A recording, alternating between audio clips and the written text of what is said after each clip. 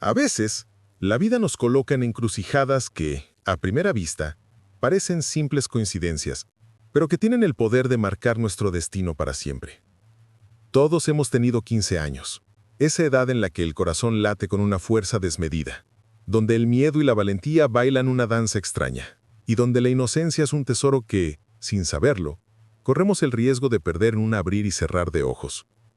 Hoy, en Vitaminas para el Alma, comenzaremos un viaje a través de la historia de José Carlos, un joven que, como tú o como yo, buscaba el amor y el sentido de la vida, pero que tuvo que descender a los infiernos de la realidad para encontrar su propia luz. Esta es una historia sobre cómo mantener los ojos abiertos cuando el mundo quiere que los cierres. Comencemos con el primer capítulo de Los ojos de mi princesa. Las clases en la secundaria habían terminado.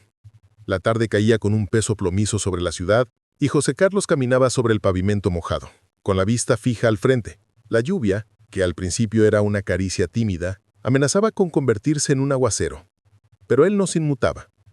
Caminaba ajeno al agua que empapaba su cabello castaño y ondulado porque, dentro de él, ocurría algo mucho más intenso que cualquier tormenta. Sentía una mezcla extraña en el pecho. Miedo, sí, pero también una alegría eléctrica que le recorría la columna vertebral. Su corazón latía con un ritmo nuevo, desconocido hasta entonces. Estaba enamorado. Por primera vez en su vida, sabía lo que era que el aire faltara al pensar en alguien. Mientras sus pasos resonaban en los charcos, su mente estaba en otra parte. Se preguntaba una y otra vez, ¿cómo podré acercarme a ella? Ella, la joven recién llegada al colegio, esa chica que parecía caminar sin tocar el suelo. José Carlos se sentía pequeño ante el reto. Veía cómo los galanes de la escuela, esos chicos desenvueltos y seguros de sí mismos, rondaban alrededor de ella como satélites. Él, en cambio, se consideraba tímido, introvertido, un chico que prefería el rincón de la biblioteca al ruido del patio. Pero la había soñado, la había imaginado y dibujado en su mente con tanta obstinación, con tanto detalle, mucho antes de conocerla, que ahora que el destino la había puesto frente a él, sentía que no podía permanecer escondido detrás de un pupitre. No podía resignarse a ser un espectador de su propia vida, viendo cómo otros conquistaban el sueño que él sentía suyo por derecho divino. Sus pensamientos, llenos de poesía y dudas adolescentes, se detuvieron de golpe. Un auto, un Datsun rojo, frenó junto a él, rompiendo la burbuja de su soledad. El conductor bajó el vidrio moviendo la manivela y le lanzó una pregunta. «Hey, amigo, ¿sabes dónde se encuentra la Escuela Tecnológica 125?» José Carlos, educado, se detuvo y contestó. «Claro, de allá vengo. Regrese por esa calle y después...» Pero el hombre no le dejó terminar. Con una rapidez sospechosa interrumpió. «Perdona que te interrumpa, pero necesito un guía. ¿Podrías acompañarme como un favor especial?» En ese preciso instante, una alarma primitiva sonó en el cerebro de José Carlos. Esa intuición que todos tenemos y que a veces ignoramos por cortesía. Su instinto gritó, «No», y respondió casi de inmediato, «No, disculpe, lo siento». Echó a caminar rápido, tratando de alejarse, sintiendo que el aire se volvía denso. Pero entonces escuchó una voz conocida que lo heló. «¡Hey! ¡Ven acá!». José Carlos se detuvo. ¿Cómo sabían su nombre? Giró el cuerpo muy despacio, con el temor agolpándose en la garganta. Y lo vio. Era Mario Ambrosio, uno de los compañeros más populares y desenvueltos de su salón. Mario había salido por la puerta trasera del vehículo. Al mismo tiempo, el conductor bajó del auto y encendió un cigarrillo con un gesto de suficiencia, exhalando el humo gris hacia el cielo nublado. Mario le sonrió con burla y le dijo, «Ratón de biblioteca, no tengas miedo, sube al coche. El señor es profesor de biología y vende algunos productos para jóvenes. Quiere que lo llevemos a la escuela. Anímate, acompáñame». José Carlos tragó saliva. La presencia de un compañero de clase le daba una falsa sensación de seguridad, una trampa común en la juventud. Creer que si alguien conocido está ahí, nada malo puede pasar. «¿Qué productos?», preguntó, intentando ganar tiempo. «Tengo prisa». El hombre intervino entonces, con voz de serpiente encantadora. «Sube, no seas cobarde, ya te explicaremos. Es largo de contar, pero te interesará. Además, al terminar la demostración te daré un premio económico». Dinero, la palabra mágica. A José Carlos no le faltaba lo esencial, pero tampoco le sobraba. Y en su mente enamorada pensó que, para conquistar una chica como su princesa, necesitaría recursos.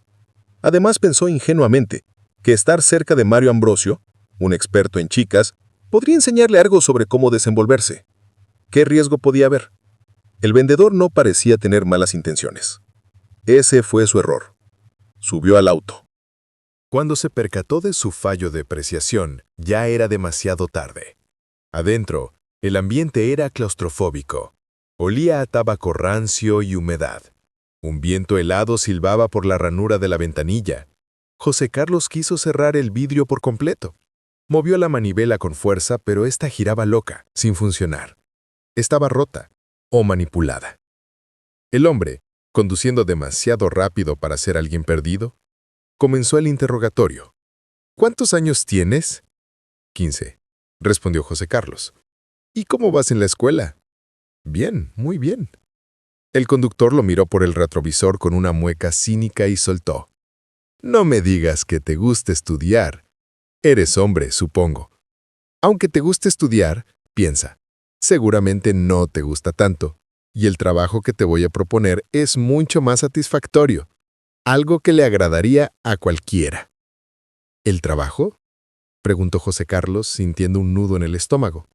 ¿Cuál trabajo? ¿No es usted profesor de biología? ¿No vende productos? Y mirando por la ventana gritó. ¡Mire! La escuela es por allí.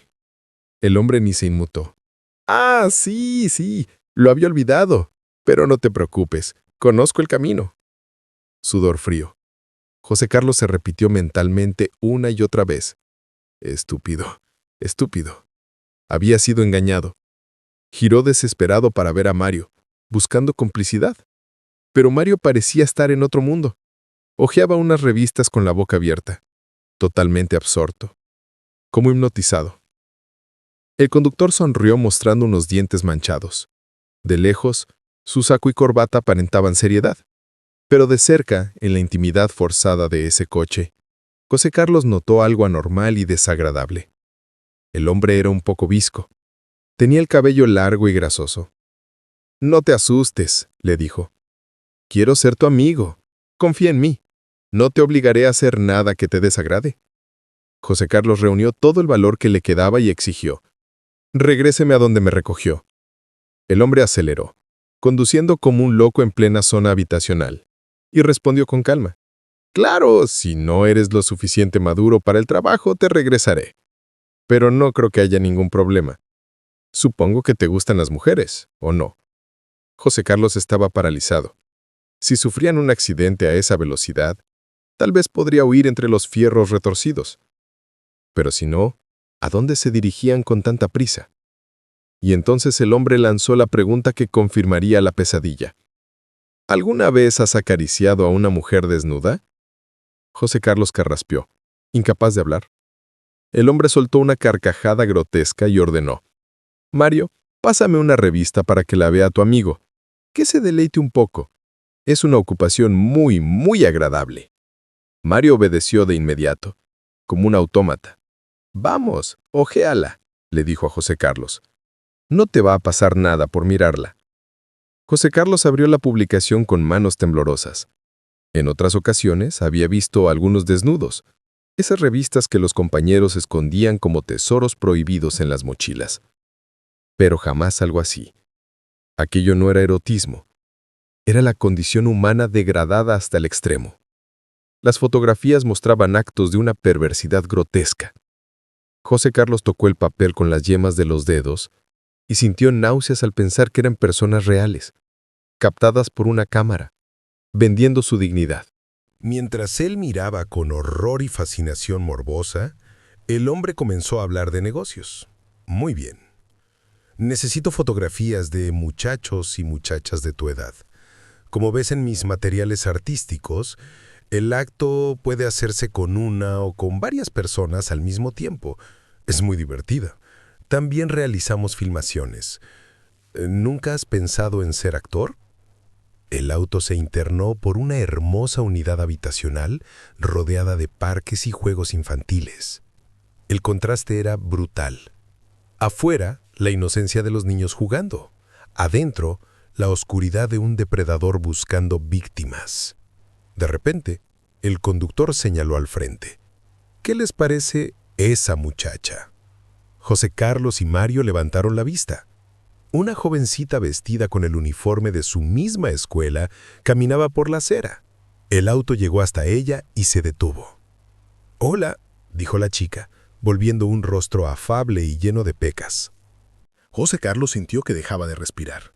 La conocía.